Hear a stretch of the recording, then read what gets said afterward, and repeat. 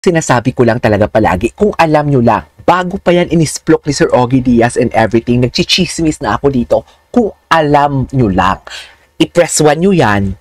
I-press 1 nyo yan bago pa yan inisplok ni Sir Ogie Diaz sa kanyang live channel o sa kanyang channel. Nagsasabi na talaga akong kung alam nyo lang. Huwag kayong mabothered. Kung alam, yung holding hands, yung naka-orange sila, 'di ba? Yung naka-orange sila nang ginawan agad natin ng reaction video right after nung lumabas that. Wala pang ilang oras, gumawa agad ako ng reaction video na nag-holding hands sila. Nagsasabi na akong kung alam nyo lang. And right after that, binalita ni Sir Ogie Diaz yun. Nauna ako nung kay Sir Ogie Diaz, huwag nyo ipagkait sa akin yan. Sinasabi ko sa inyo talaga. Ang sabi ko nga, kung alam nyo lang. Ito si Madam Pickles kasi minsan, charis, napakapasmado din kasi ng bibig talaga ni Madam Pickles for today's video. Charis. Talagang kinuwento niya talaga dito, Madam Pickles. Ano ba? Charis. Pinapahawak mo ako, Madam Pickles, for today's video. Charis. Bakit ka kanya, Madam Pickles? Charis. Anyways, I love you, Madam Pickles. Thank you for, thank you for sharing my live sa viewers mo din. Maraming salamat. Let's just spread kindness and negativity sa mga bago dito sa channel ko. I just want to something like, hindi naman negativity ito. It's just like, this is the way I talk. This is the way I explain. Parang lumalabas talaga ako sa balat ko pag nag-explain ako for today's video. Because, why not? Charis, hindi, meme. Hindi, because I just want to, ganun talaga, pag marami akong gustong sabihin, it's either nasa stutter ako, or nagkakarambol-rambol yung mga sinasabi ko. Kasi yung, ang daming pumapasok sa mind ko, na gusto ko talagang ilahad, pero hindi naman pwede lahat ilalahat mo, di ba? Kasi I am not in the position para magsalita yun. Ako lang dito, ang ginagawa ko lang, is just like, I am, hinihimay-himay ko lang talaga for today's video. Hinihimay-himay ko lang talaga siya. So, lalong-lalo na kung inaatake talaga nila si Barbie or si David or ang Barda community natin.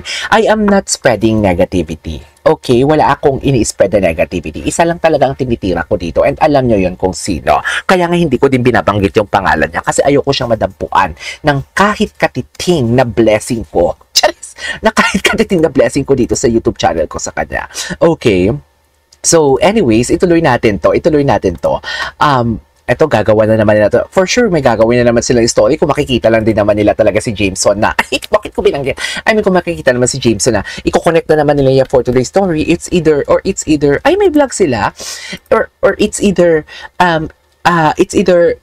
may mga lumang photo yung isa, si Jameson, i-connect na naman nila. That is how their vlog works. Yan yung tactic nila. Yan yung tactica nilang lumalabas for today's video. Anyways, may contact ba ako kay Jillian? Kasi, kay Michael Sager lang kasi talaga ako may contact eh. Kasi before, gumagawa din ako ng Meet Jill compilation. Si Michael Sager, tsaka yung si Tata, Michael Sager and, Michael Sager and Jillian Wise. Kung makikita nyo sa IG story, sabi ko sa inyo eh, ang chismis, wala yan sa mga friends, sa mga ganun. Nasa PA yan, nasa makeup artist yan. Kung nakikita ninyo, pina-follow ako ng something like handler or something like road manager ni yung Mami Dora ni Michael Sager. Mami Dora, shout out to you ha. Magtatanong nga ako kung totoo talaga yung movie na yan for today's video. Talagang pinangalanan ko talaga kung sino yung tatanungan ko for today's video. Wait lang, may clip ba nun, Marisa? Ano ba, inamin niya dati pa yung nasa PBB siya? Marisa, parang hindi. Parang wala. Baka Rostong Padilla ang sinasabi mo. Ayan na, napaghalataan ang edad. Charis. Parang Rostong Padilla naman yun, Mami Marisa. Sa totoo lang. Ang alam ko lang kasi ang nag-out talaga si Rostong Padilla. Ay, parang sinabi ko, hindi, wala siyang ganun, Mami Marisa. Wait lang, napansin ko lang sa reel ni Max Collins, yung 8-8, gabi kuminang bakit naka-loading ka po? Naglo-loading ba ako? Loading ba ako? Ayan, hindi na po loading for today's video. Hindi na tayo loading ha. Loading pa ba? Paki-press 1 naman. Paki-press, si Beef Ribs. Beef Ribs, shout out to you. Alam mo, nag-comment to kahapon. Ito si Beef Ribs. Nag-comment to kahapon si Beef Ribs sa akin. Na-curious ako. Ang gwapo ng profile picture niya. Diyos ko, si Joshua Garcia pala. Oh, di ba? Si Joshua Garcia pala. Wait lang. Nakakahiya si Matching. Ipipilit isa kay sarili kay Barbie para sumikat. Alam kasi hindi makausad kasi sa katawan. Madam Yoli Bautista, please, ito ha. Madam Yoli, can we just refrain? Can we just refrain? Something like mga ganyang klaseng statement. Huwag tayong mang-away. 'Di ba? Kung napapansin niyo, I never, kung sino man nakakapartner nila, even pa before kay Miss Sanya Lopez, di ba inaaway ko din kayong mga viewers ko? Kasi inaaway ninyo si Miss Sanya Lopez, di ba? Nag-invest kayo ng energy na awayin, mag-throw kayo ng words. Kasi alam nyo bakit? Kung mag-throw kayo ng words, hindi nyo na mababawi yan. Kung nakasakit kayo ng salita, hindi nyo na mababawi yan. Ako, oo, nakakapagbigay ako ng masakit na salita. Because deserve niya din naman yun. At least hindi niya ako makakalimutan at nasaktan ko siya kahit papano, di ba? Just, eme lang. Pero tayo, kung wala namang ginagawa sa atin ang isang tao, lalo na ang artista, can we just refrain that? Hindi, wag tayong maging one-sided. And after all, ang sabi ko nga, it's all about business. Wag tayong mang-away ng mga artista kasi ginagawa lang din naman nila talaga yung trabaho nila. Before Gina G kayo kay Sanya Lopez, because nag-jogging sila ni David Licauco. Right? So, ano nangyari? Wala na. Namatay na yung issue na yun, ini-issue ninyo. Kasi alam nyo kung sino nagpa-ignite nun? Alam nyo kung sino nagpa-ignite noon? Alam nyo kung sino ang bumabalita noon na bawat ni David Licauco pinipicturean, binabalita, magkasama si Sanya Lopez, sweet sila ni Sanya Lopez. Alam nyo kung sino nag-i-ignite noon? Kilala nyo. Yung tumitira din yan ngayon kay David Licauco, di ba? Siya din yung nagbabalita ng mga ganyan na may Sanya Lopez si David Licauco. 'Di ba? Lahat na lang ang dami babae niyang tinatag for today's video kay David Licauco. 'Di ba? Ang dami niyang tinatag na babae. Pero 'di ba? Nawala na din naman kasi tapos na yung project eh. Tapos na yung project, ganun talaga. Kasi tapos na yung project for today's video. Kaya please, can you just refrain? Pwede ba tayong mag-refrain sa mga ganyang salita? Like mang-away tayo ng mga artista and everything. Wait lang, loading ba ako?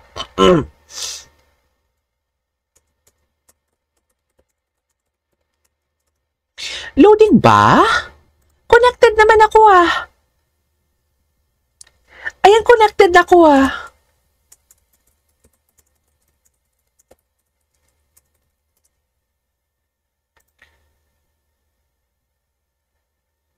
Loading ba?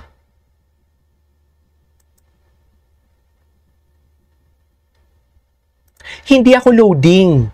Bumalik ako. Please, forward the video. Forward. Ayan, hindi naman pala ako loading ha. Minsan, ayan, hindi na ako loading. Bumalik na ako for today's video. Bumalik na ako. Pag nawala ako mga darling, pag nawala ako, click nyo lang yung live.